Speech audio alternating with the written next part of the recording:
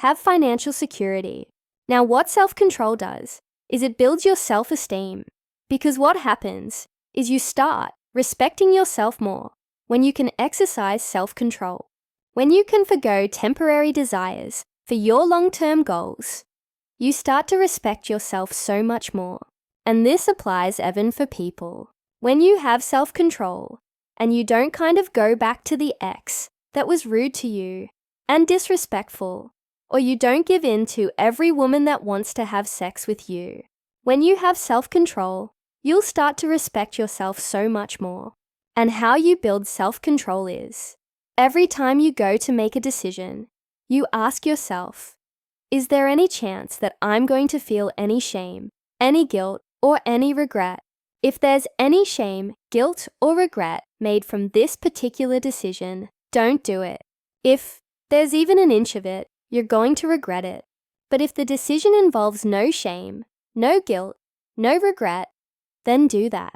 Always do the thing that has no regrets. The more you live a life that has no shame, no guilt, no regret, the more you'll start to respect yourself, and the more you'll like yourself, and therefore your self-esteem will naturally improve. So whereas when you look at people who have low self-esteem, just look at all their decisions. They're chaotic. They are poor decisions. They're short-term goal-orientated. So they're doing things that they hate.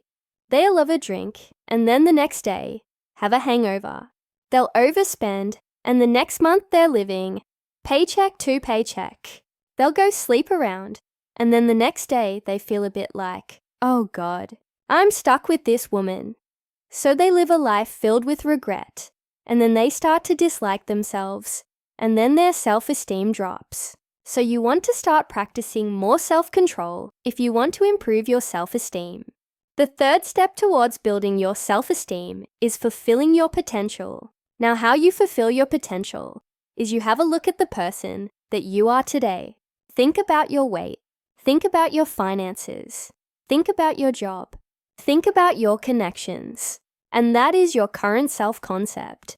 Compare that to your ideal self. What would an ideal life look like for you? What would be the body you would have? What would be the money you would have? What would be the relationships you have? Now, if there's a huge gap between that, where you are now, and where you want to be, chances are you're not fulfilling your potential. But as the gap closes, the closer you are to your full potential. Now, as that gap is, if it's very wide, you're going to have low self-esteem. If your body's nowhere near where you want it to be, if your money's nowhere you want it to be, if your relationships are nowhere near where you want it to be, you're going to have low self-esteem. So, what you want to do is make sure that you are fulfilling your potential in every way, shape, or form. And how you can fulfill your potential is have a look at all the problems that you're going through in your life. Yeah, all the different problems. They might be problems with your friends. It might be problems with your family. It might be problems with your weight. It might be problems with your money. And get into problem-solving mode. How do I fix these problems? All the problems you can fix. You try and fix all the ones you can't. You let go of. Now, as you start fixing all your problems, and you fix them without making any shameful or regretful decisions, you keep fixing your problems. The gap between your current self and your ideal self will start to close, and you'll start to fulfill your potential. But if you just have a bunch of problems, and you don't acknowledge them, and you just go into denial, and you don't try and fix them, then what will happen is the gap will widen, and your self-esteem will drop. So you really have to make sure you make an active effort to fulfill your potential as much as possible.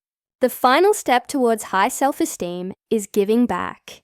Now, what the thing with giving back and giving to others and providing a service to others is innately, it makes you feel more valuable because you believe you're fulfilling your purpose by giving to others. Here's where people get it wrong. Some men, particularly men, do this, and even women do this as well. They'll meet a partner who is an absolute mess, and they want to feel their self-esteem grow through helping them through fixing them. So they'll give back to this person, give and give and give, thinking that this person is then going to fall in love with them because, they're the Superman or they're the Superwoman who's just come into their life and fix every problem. The problem with that is we cannot give with the underlying intention of making that person attached to us. That won't help our self-esteem. The reason why that won't help our self-esteem is people who give too much and give hoping that you'll attach them end up with people who take a lot takers.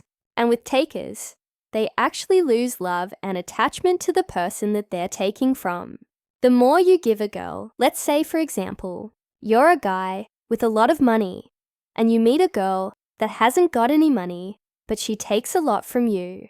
Those girls will actually become more disrespectful, more rude to you because there's a part of us that feels a bit guilty when somebody gives too effortlessly to us. So the only way to reduce the guilt is to make fun of the person that's giving to us or to diminish what they're giving to you. So you might say, "Oh, but you're so stupid," or "Is that it?" Like you become entitled. Similarly, if you're a woman that's giving everything you have to a man, he might start taking advantage of that.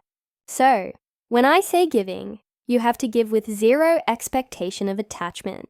You do it because you have a particular skill and you want to give that skill to other people, not because you want that person to like you. So, if you want to build your self-esteem, figure out what skills you have. Whether that's just you're a good listener, and you then become a really good listener to your friends, or whether that's just you're really good at cooking, and then you cook for others. Think about what valuable skill you have and find a way of giving it to others with zero expectation of enhancing the attachment. Now, if you're just a man with a lot of money and you're going to women that are using you, that's not going to build your self-esteem. If you're just a woman who's ultra caring and then you're going for guys that don't do anything for you, that's not going to build your self-esteem. Don't do it in that context. Do it in a context where you have a particular skill. You either teach it to others or you make it a service to others, and that will really enhance your self-esteem. Okay, so if you do want to enhance your self-esteem, follow those 4 steps and you'll see a drastic difference in your self-respect. Thank you so much for watching.